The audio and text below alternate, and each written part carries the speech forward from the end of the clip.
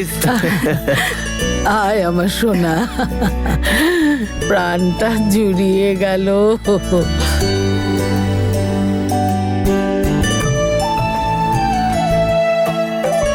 Sorry বৌদি, বাবা না বাড়িতে নেই, কিন্তু আমাদের সবার তোমার কথা খুব মনে পড়ছিল আর দেখা করতেও ইচ্ছে করছিল, তাই বাবার গ্রিন টির অজুহাত দিয়ে তোমায় ডাকলাম।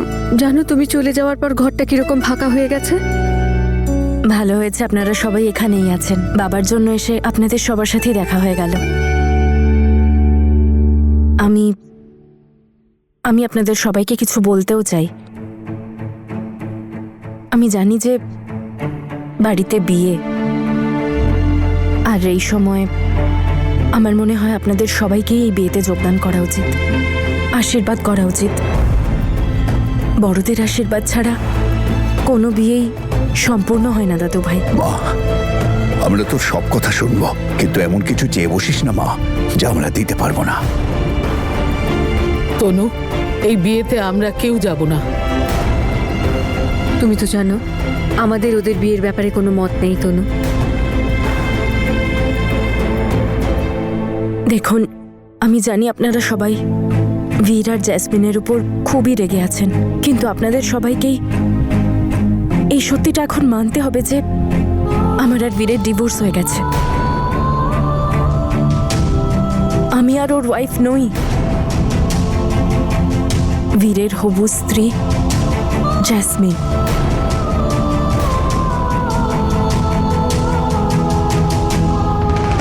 আপনাদের সবাইকে এই সত্যিটা অ্যাকসেপ্ট করে নেওয়া উচিত, কারণ আজ নয়তো কাল এটা তো মানতেই হবে, তাই না?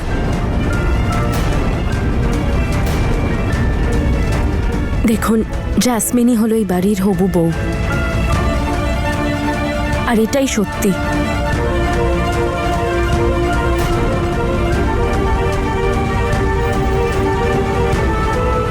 বীর, তুমি এখানে এভাবে কেন দাঁড়িয়ে আছো? চলো রুমে যাই আমরা। দেখো, আমি আমার ম্যানিকিউর আর প্যাডিকিউর করিয়েছি, আর আমি আরো জামা কাপড় কিনেছি, প্রচুর শপিং করেছি। চলো। হ্যাঁ, তুমি যাও, আমি আসছি।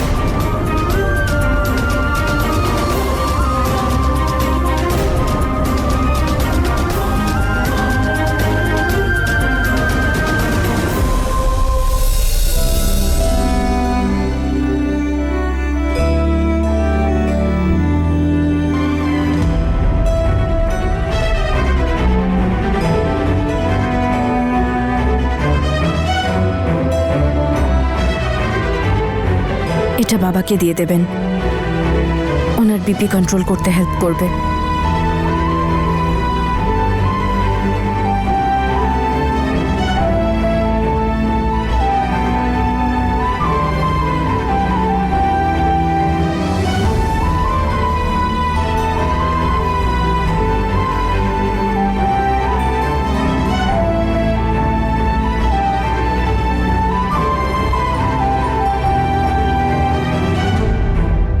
আমি সব খোঁজ পাত্তা নিয়ে নিয়েছি এই ছেলেটার ব্যাপারে।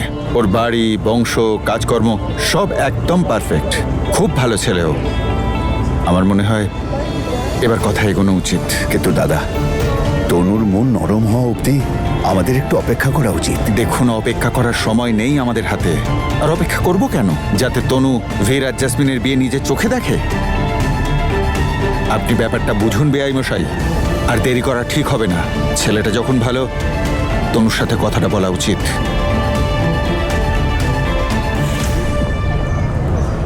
রজত, অঙ্গদ কোথায়? কোচদের সাথে মিটিং আছে। স্যার তো অনেক আগেই বেরিয়ে গেছেন একাডেমির জন্য, এতক্ষণ তো পৌঁছে যাওয়া উচিত। ঠিক আছে। কোথায় আছেন অঙ্গদ? ম্যাম, চা। চা ভাঁড়ে?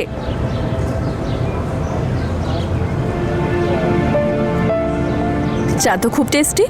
এলাচও দিয়েছো? ভানুই বানিয়েছে তো? না ম্যাডাম, আজকে নতুন একজনকে বানিয়েছে। আচ্ছা, ঠিক আছে, তুমি যাও।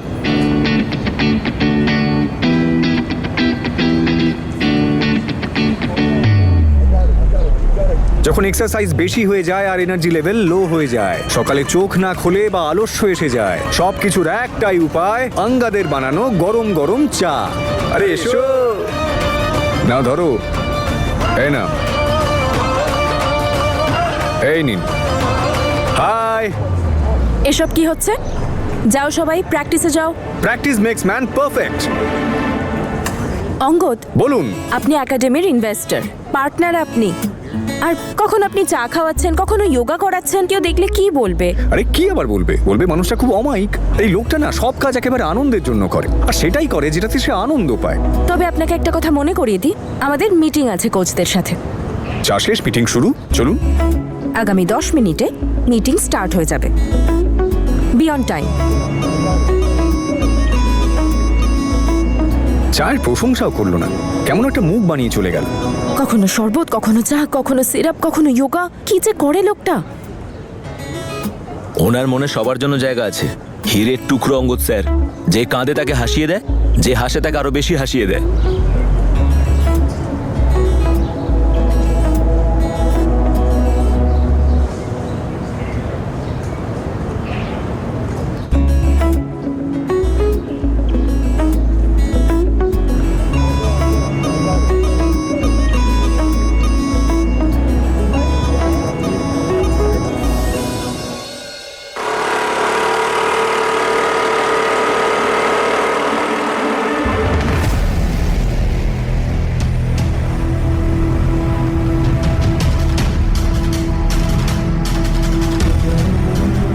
কাল আমার বাড়িতে কি করতে গেছিলিস?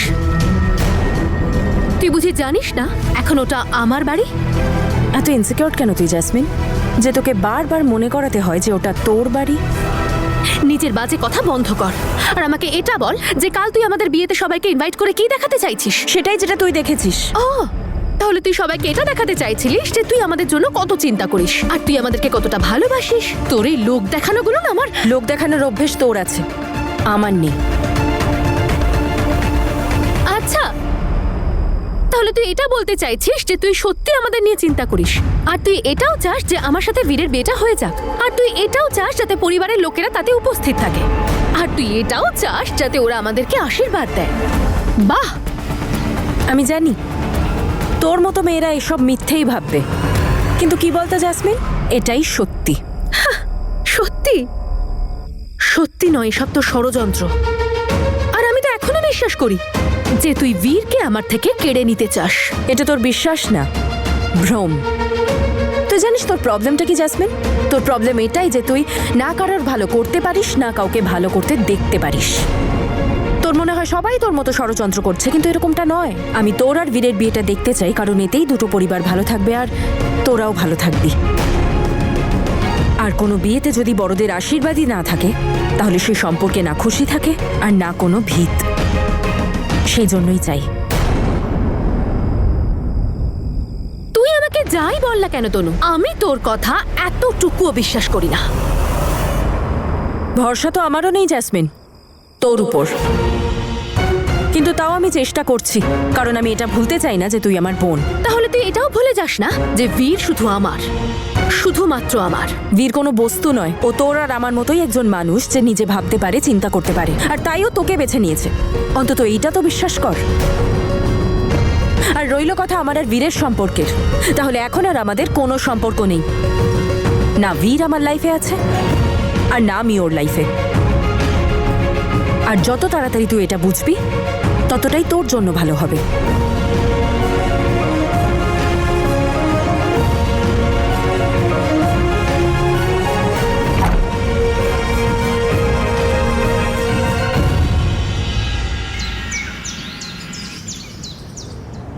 আপনারা দুজন একসাথে? বুঝলি মা, আমরা ভাবলাম যে আমাদেরও ফিট থাকা উচিত। আমার বাচ্চাদের এত বড় একাডেমি রয়েছে। এই একাডেমিটা তো আপনারও বাবা। আর বাবা তুমিও বডি শডি বানাবে নাকি? আরে বাবা, আমি তো আসতেই চাইনি, এই দাদা আমাকে জোর করে এখানে ধরে নিয়ে এলেন।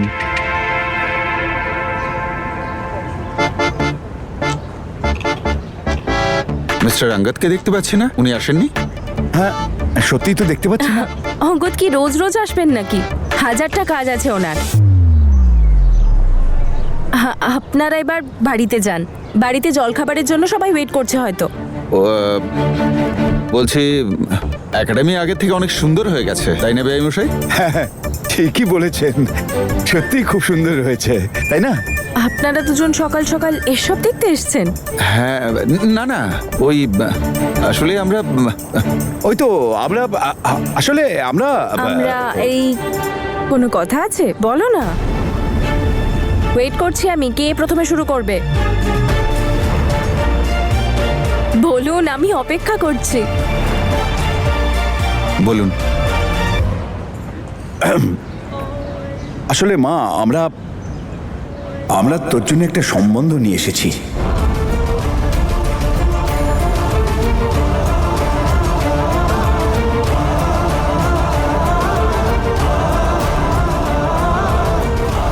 দেখ মা, তুই অঙ্গদকে বিয়ে কর।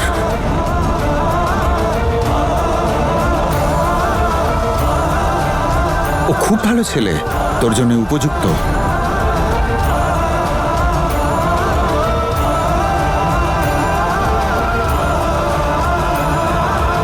দেখ মা, তুই অঙ্গদকে বিয়ে কর।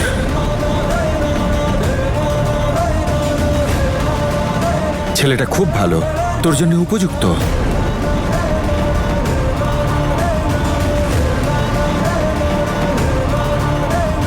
খুব হাসি খুশি একটা ছেলে, বুদ্ধিমান, বিচক্ষণ, লেখাপড়া জানা। আমরা না ওর ব্যাপারে সবকিছু খোঁজ নিয়েছি, একদম ওকে রিপোর্ট।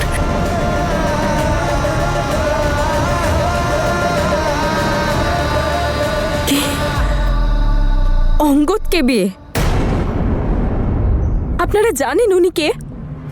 জানো তো, আমাদের একাডেমির ইনভেস্টর, পার্টনার উনি আমাদের। কি হয়েছেটা কি আপনাদের? আপনারা এরকম ভাবলেন কি করে? কেন ভাবতে পারবো না? আমরা শুধু এটুকু চাই তুই তোর জীবনে এগিয়ে যাওয়া। অঙ্গদ খুব ভালো ছেলে, ওর মধ্যে কোনো দোষ নেই, খুব ভালো মনের মানুষ, টাকা পয়সারও অভাব নেই। আপনারা এটা জানার চেষ্টা করেছেন যে উনি কি চান? আরে ও আর কি চাইবে? আমার কথা শোন, অবিবাহিত ইয়াং ছেলে, একদিন তো বিয়ে করবেই। আমাদের তো মনে হচ্ছে না যে এই ব্যাপারে ওর কোনো প্রবলেম থাকবে। কিন্তু আমার প্রবলেম আছে বাবা।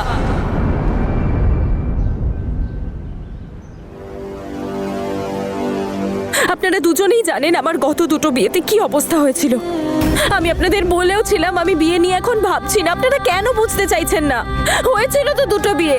আমি জানি বাবা যে তোমরা দুজনেই আমাকে খুব ভালোবাসো, আমাকে খুশি দেখতে চাও, আর সেই জন্য বারবার এই কথা বলছো।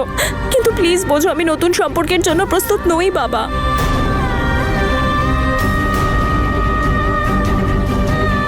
আমি জানি খুব ভালো করে যে তুমি যশের সাথে আমার বিয়েটা দিতে চাওনি, কিন্তু ফ্যামিলির প্রেশারে আমায় করতে হয়েছিল। আর তারপর বীরের সাথে বিয়ে সবার খুশির জন্য আমাকে করতে হয়েছিল, আর আমি করেও ছিলাম বাবা। তুমি তো বলতে যে বিয়ে কোনো পুতুল খেলা নয়, তাহলে আপনারা এখন কেন এটাকে পুতুল খেলা বানাতে চাইছেন?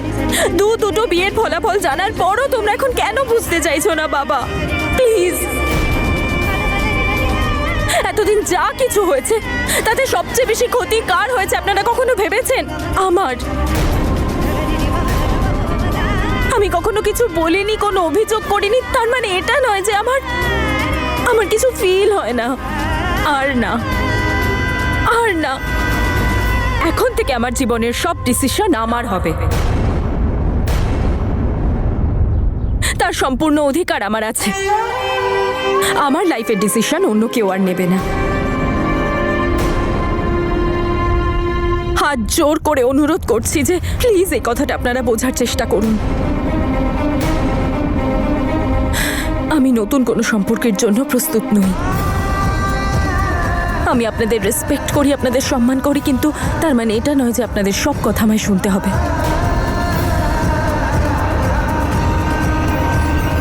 তনু মা, তোর যদি ভাবনার জন্য সময় লাগে তুই সময় নে, কিন্তু কিছু না ভেবে না বলিস না।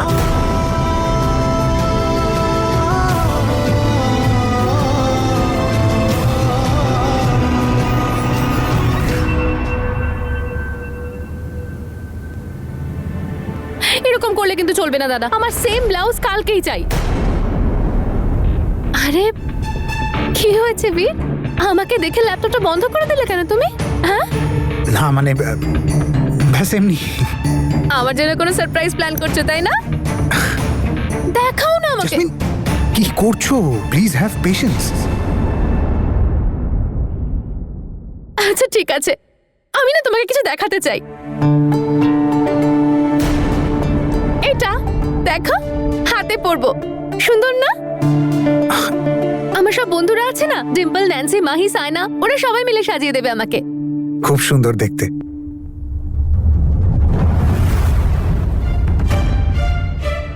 আরে বীর, তুমি এখনো কার্ডসগুলো দাওনি তোমার বন্ধুদের? বীর প্লিজ, 9 দিন বাকি আছে আমাদের বিয়ের, কি করছো বলো তো তুমি? মাত্র 9 দিন বাকি। আমরা চাই যে বীর আর জ্যাসমিনের বিয়ের আগে তোর বিয়েটা হয়ে যাক। প্লিজ আপনারা আমায় ফোর্স করবেন না, আমি ক্লান্ত। আমার মনে হয় আমার ভাগ্যে বিয়ে সম্পর্কটাই নেই বাবা, সেই জন্য বলছি প্লিজ ফোর্স করো না। আমি চাই না নতুন কোনো সম্পর্কে জড়াতে, আর না বিয়ে করতে। আর একজন মেয়ে বিয়ে না করে একা থাকতে পারে এই পৃথিবীতে, কিন্তু মা তুই কিন্তু কি বাবা, আমার কাছে আরো 1000টা কাজ আছে তো বিয়ে ছাড়াও। একাডেমি আছে, কলেজ আছে, স্টুডেন্টস আছে, আমার ফ্যামিলি আছে, আর কি? প্লিজ ফোর্স করবেন না। আমি একটাই জিনিস বারবার বলছি আপনাদের, আমি পারবো না।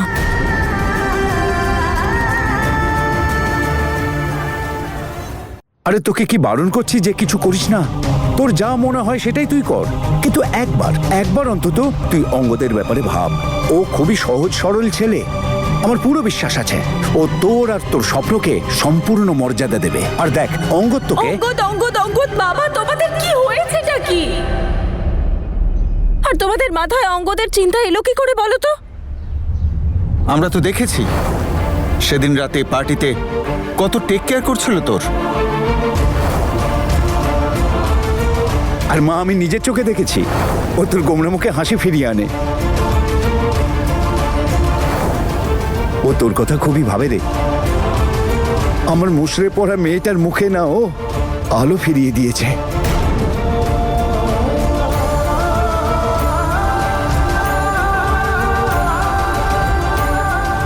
আমাদের মন বলছে ও তোকে পছন্দ করে।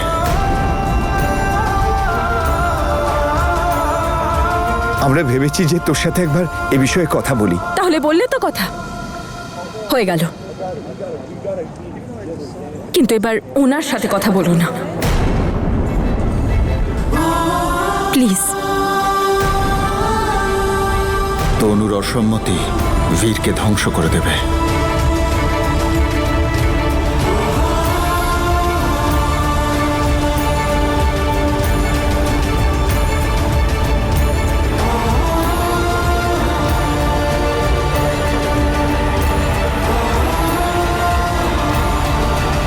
আমি না কাউকে ইনভাইট করতে চাই না আমার বিয়েতে, আর না আমি কাউকে কার্ডস পাঠাতে চাই।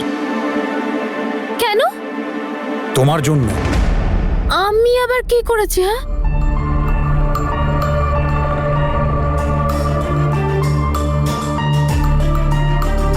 জেসমিন, আমি চাই না যে কেউ তোমায় জাজ করুক বা আমার ডিভোর্সের জন্য তোমায় দায়ী করুক। আর আমার একটুও পছন্দ হবে না যখন আমার এই মিষ্টি বউটার কেউ মুড খারাপ করবে। আচ্ছা, যদি এরকমই হয়ে থাকে তাহলে তুমি একদম ঠিক করেছো বীর। আমাদের এরকম বন্ধুর কোনো প্রয়োজন নেই। আমার ফ্রেন্ডসরা আছে তো, ওরা দেখবে কি আনন্দ করবে। ওরা যখন আসবে তুমি দেখো, আমরা খুব আনন্দ করব। এই রে, আমি তোমার সঙ্গে দাঁড়িয়ে দাঁড়িয়ে কথা বলে যাচ্ছি, আমার এখনো কত কাজ আছে জানো। ডিজে ওয়ালার সাথে কথা বলতে হবে, মেনু সেট করতে হবে, আর কত যে কাজ আছে। আমি আছি তো। আচ্ছা বলো, আমি কিভাবে হেল্প করব তোমার? হ্যাঁ, এক সেকেন্ড বীর, আমার কাছে তোমার জন্য একটা কাজ আছে, কিন্তু তার জন্য তোমাকে এক্ষুনি মা বাবার বাড়ি যেতে হবে। এখন? হ্যাঁ।